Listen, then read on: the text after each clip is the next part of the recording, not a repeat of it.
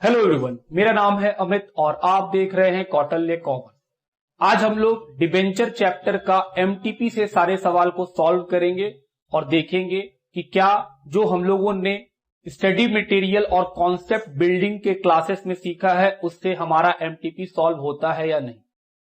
याद रखिएगा, एमटीपी कोई कॉन्सेप्ट बिल्डिंग क्लासेस नहीं है। कॉन्सेप्ट अगर आपको मान लो डिबेंचर आपको आता ही नहीं है तो आप सीधा एमटीपी देखने बैठोगे तो कुछ पता नहीं चलेगा।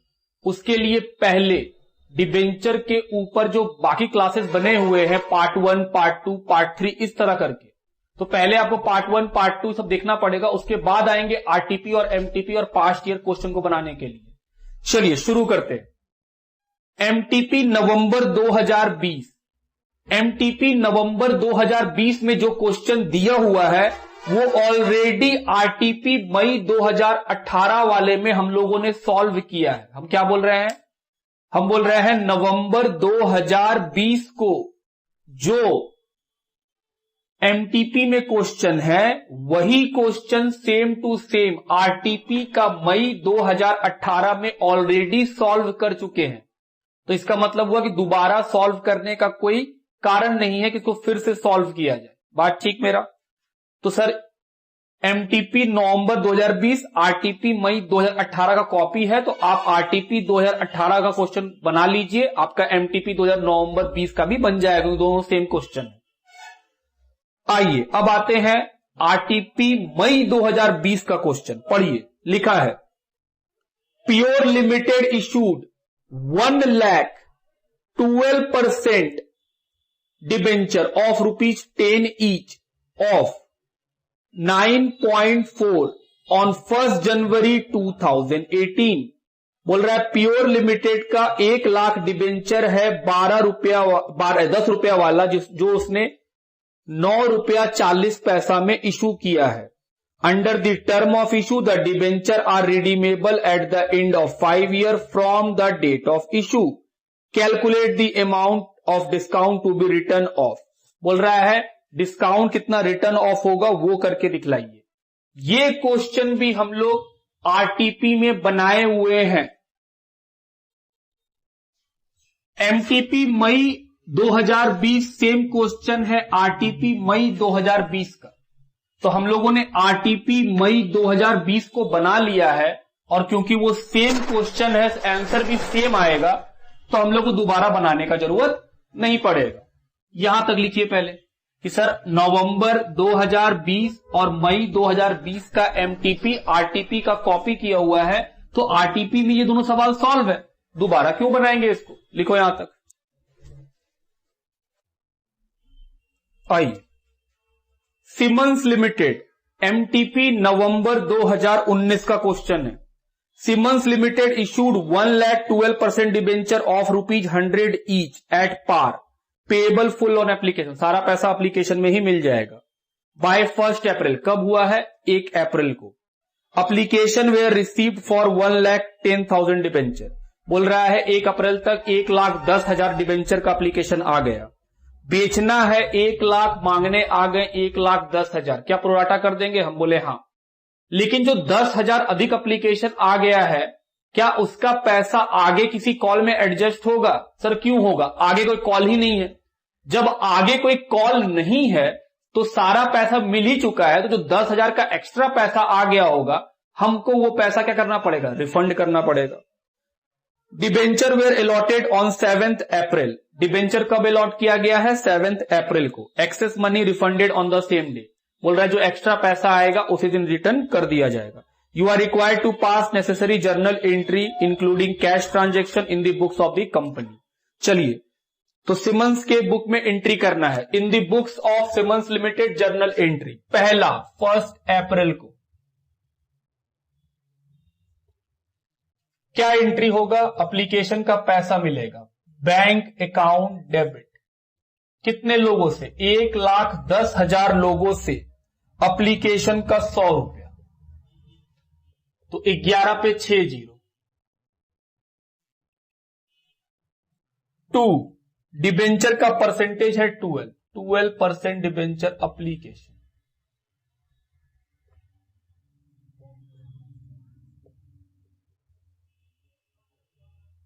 Narration, being application money received on 1,10,000 debenture at the rate ₹100 each। दूसरा एंट्री 7 अप्रैल को इस शेयर का, इस डिबेंचर का अलॉटमेंट कर दी तो 12% debenture application debit,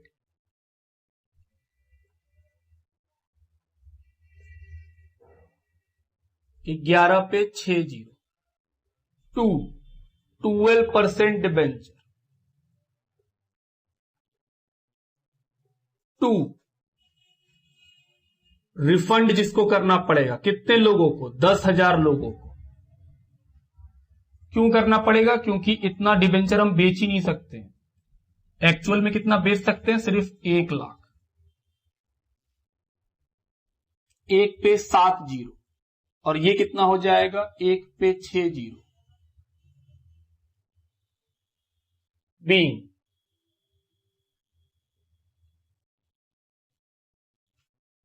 application money transferred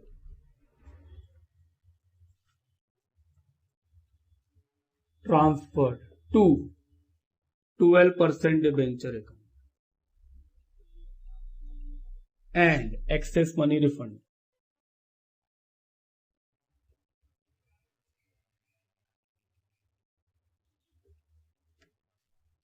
लिखो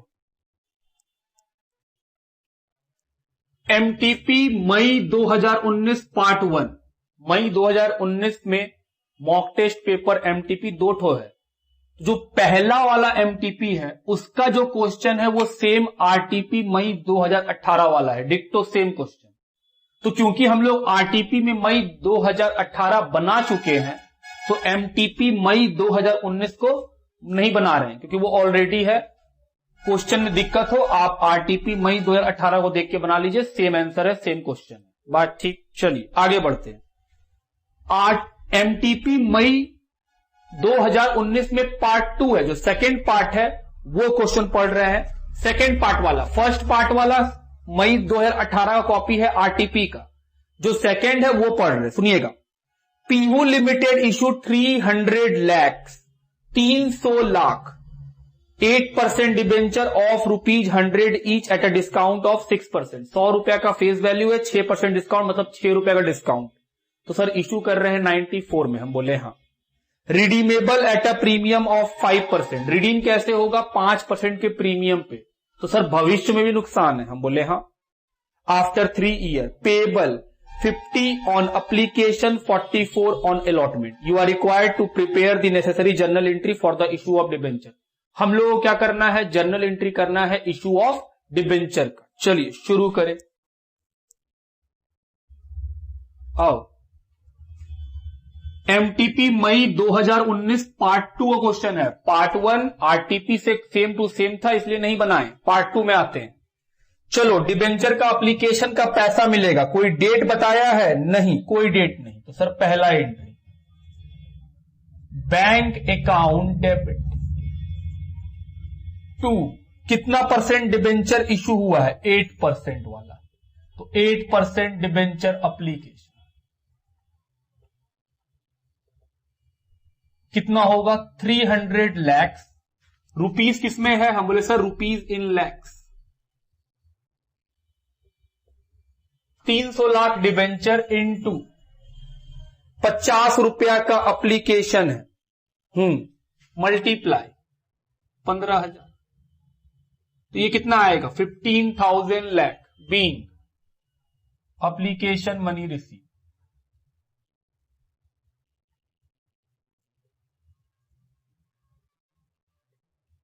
सेकेंड एंट्री, एप्लीकेशन का पैसा ट्रांसफर कर दो डिबेंचर में।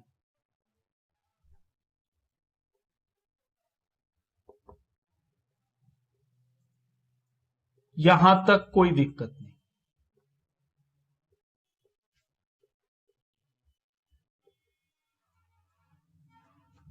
Being application money transfer.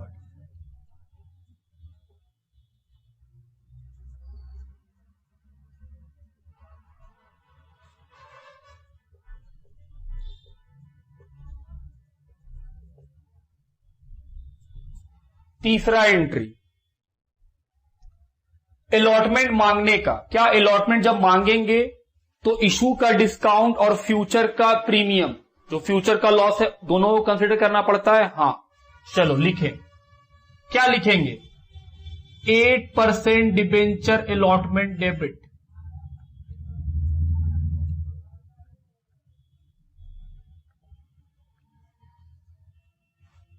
उसके बाद sir loss on issue of debenture debit to 8% debenture. और क्या लिखेंगे सर? डिबेंचर रिडम्पशन प्रीमियम, भविष्य के लॉस के बराबर का लायबिलिटी बना रहे हैं, डिबेंचर रिडम्पशन प्रीमियम। क्या इसी को लिख सकते हैं, premium on redemption of debenture? हां, आप लिख सकते हैं, कोई दिक्कत नहीं है। क्या ये भी लिख सकते हैं? हां, ये भी लिख सकते हैं। Being allotment money due.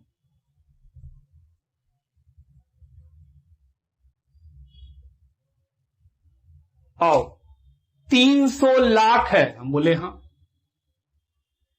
Allotment है 44 रुपीज का, हम बोले ठीक।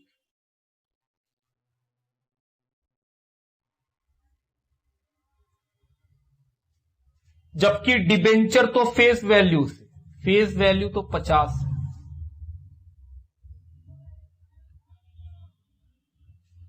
भविष्य का लॉस कितना? सर भविष्य में लॉस होगा 5 रुपया का, 5% मतलब 5 रुपया। और इशू का लॉस कितना? सर 6 रुपया, सब मिला के 11 रुपया का लॉस। तो सर 300 लाख पे 11, 3300। भविष्य का लॉस कितना है? 5 रुपया, तो सर 1500। दोनों को जोड़ेंगे तो डेबिट क्रेडिट क्या हो जाएगा? मैच की। हां सर, दोनों साइड बराबर है। 16,500, 16,500। अब क्या होगा? हम बोले सर चौथा एंट्री पैसा लेने का। Bank account debit to 8% debenture allotment.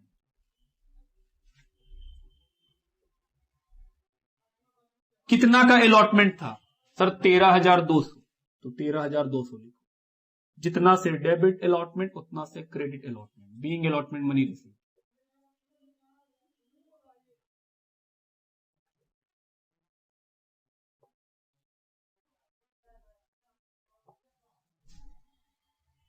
तो ये हुआ हम लोग का मई 2019 सेकेंड जो मॉक टेस्ट पेपर है, सेकेंड एमटीपी है, उसका क्वेश्चन लिखिए। जैसा कि लिखा हुआ है, एमटीपी नवंबर 2018 में जो क्वेश्चन है वो सेम आरटीपी नवंबर 2019 का क्वेश्चन है। हम लोगों ने आरटीपी नवंबर 2019 को ऑलरेडी सॉल्व किया है। और एमटीपी मई 2018 में जो क्वेश्चन है वो एमटीपी मई 2019 का पार्ट 2, जो अभी अभी पिछला क्वेश्चन, लास्ट क्वेश्चन सॉल्व किया है, वही क्वेश्चन एमटीपी मई 2018 में भी दिया हुआ है। तो इसका मतलब वो सर रिपीटेशन चलते हैं, बहुत ज्यादा रिपीटेशन है। तो हम लोग का एमटीपी भी खत्म हो गया कि सर इस 3 सालों में जो MTP same to same RTP के साथ था वो तो हम लोग छोड़ दिए, क्योंकि आरटीपी में बना चुके हैं, उसको दोबारा क्यों बनाएंगे। और जो डिफरेंट था एमटीपी उसको हम लोगों ने सॉल्व कर लिया है। तो इसी के साथ हम लोग का एमटीपी भी खत्म हो गया है, आरटीपी भी खत्म हो गया है डिबेंचर चैप्टर से। इस बात को भी नोट करो।